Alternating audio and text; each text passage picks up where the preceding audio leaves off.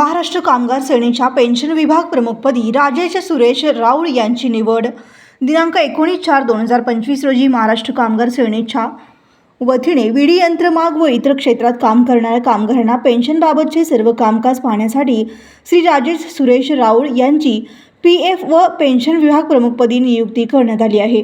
महाराष्ट्र कामगार सेनेचे प्रदेशाध्यक्ष विष्णू कारंपुरी महाराज यांनी ही निवड जाहीर केली आहे।